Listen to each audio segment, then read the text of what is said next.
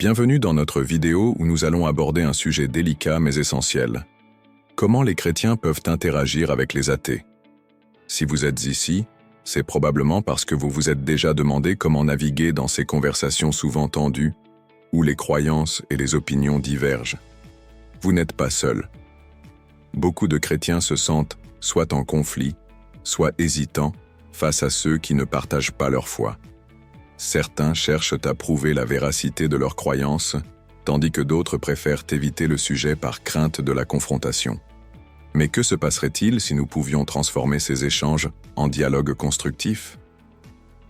Imaginez une conversation où, au lieu de débattre, vous écoutez vraiment l'autre personne.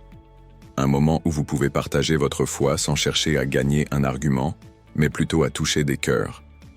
Dans cette vidéo, je vais partager des conseils pratiques basés sur des expériences personnelles et des principes bibliques qui vous aideront à établir un dialogue respectueux et aimant.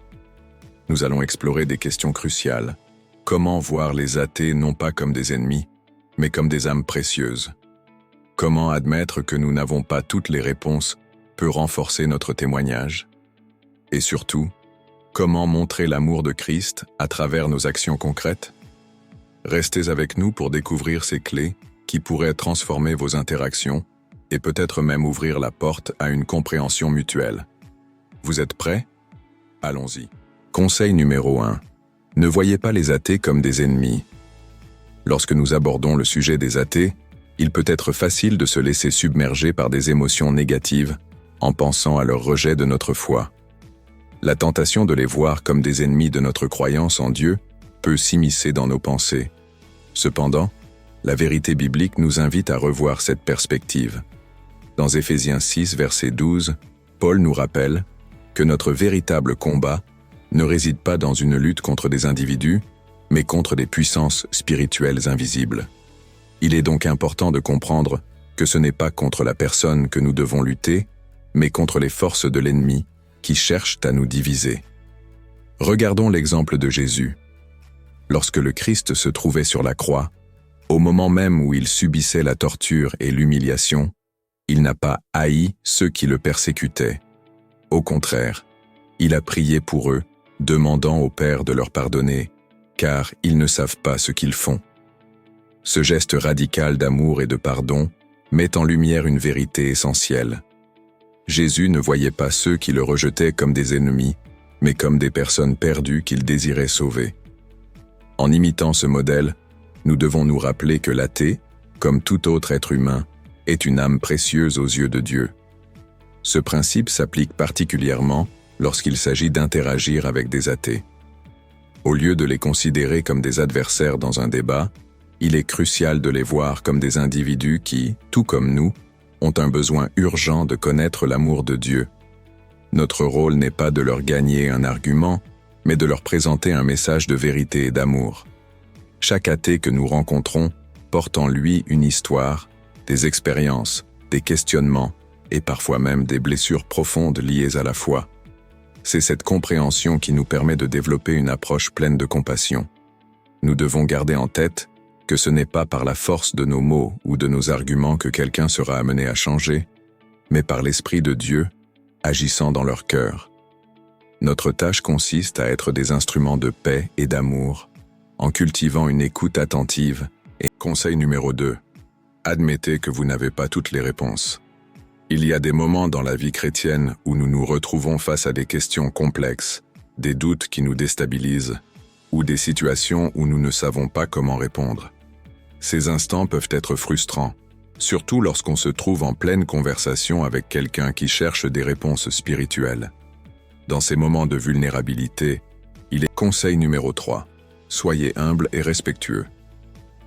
Dans nos interactions quotidiennes, qu'elles soient avec des amis, des collègues, ou même avec des inconnus, nous sommes souvent confrontés à des opinions divergentes, des croyances qui diffèrent des nôtres. Ces discussions peuvent être des occasions de grandir et de témoigner de notre foi, mais elles peuvent aussi dégénérer en conflit si nous ne faisons pas preuve de sagesse et de respect. L'un des plus grands défis dans ces moments est de rester humble et respectueux, surtout lorsqu'on parle de sujets sensibles comme la foi. L'apôtre Paul, dans Tite 3 versets 1 et 3, nous exhorte à adopter conseil numéro 4. Montrer de l'amour de manière concrète. L'amour chrétien, à son cœur, n'est pas simplement une série de paroles prononcées dans des moments sacrés ou lors de conversations religieuses. Il va au-delà des déclarations, il se traduit par des actions tangibles, des gestes concrets qui témoignent de notre foi en Dieu et de notre amour pour notre prochain. Dans Marc 12, versets 30 et 31, Jésus nous conseille numéro 5. Essayez de les conduire à la vérité. Lorsque nous abordons une discussion avec un athée, il est essentiel de se rappeler que notre but n'est pas de gagner l'argument, mais de les amener à la vérité, celle qui est révélée en Jésus-Christ. Dans 2 Timothée 2 versets 24 à 26, l'apôtre Paul nous enseigne que nous devons corriger avec douceur et patience ceux qui s'opposent à nous. Conseil numéro 6. N'oubliez pas que c'est l'Évangile qui sauve.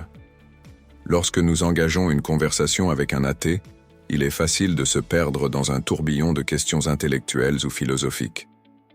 Les débats peuvent rapidement s'enliser dans des réflexions sur l'existence de Dieu, le sens de la vie, ou encore la validité des Écritures saintes.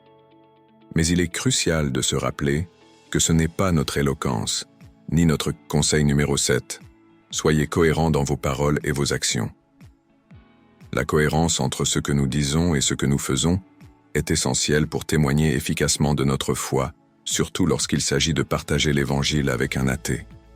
Dans Colossiens 3, verset 17, Paul nous exhorte à faire tout en son nom, ce qui inclut non seulement nos paroles, mais aussi nos actions. Si nous parlons de l'amour de Dieu, de la grâce qu'il offre et de la manière dont Jésus nous a sauvés, notre comportement doit nécessairement refléter ces principes. Les athées, comme beaucoup d'autres, ne sont pas seulement sensibles à ce que nous disons. En adoptant une attitude d'écoute, d'humilité et de compassion, nous avons le potentiel d'établir des ponts plutôt que des murs. N'oubliez pas que chaque interaction est une opportunité de témoigner de l'amour de Christ. Que vous soyez en désaccord ou en accord, votre approche peut faire toute la différence dans la vie de quelqu'un. Alors, engagez-vous à montrer cet amour à travers des actions concrètes et des discussions ouvertes. Si cette vidéo vous a inspiré, n'hésitez pas à vous abonner à notre chaîne pour ne pas manquer nos prochaines réflexions sur la foi et le dialogue. Partagez également vos expériences dans les commentaires. Merci encore d'avoir été avec nous aujourd'hui. Restez curieux, restez ouverts, et à très bientôt pour une nouvelle vidéo.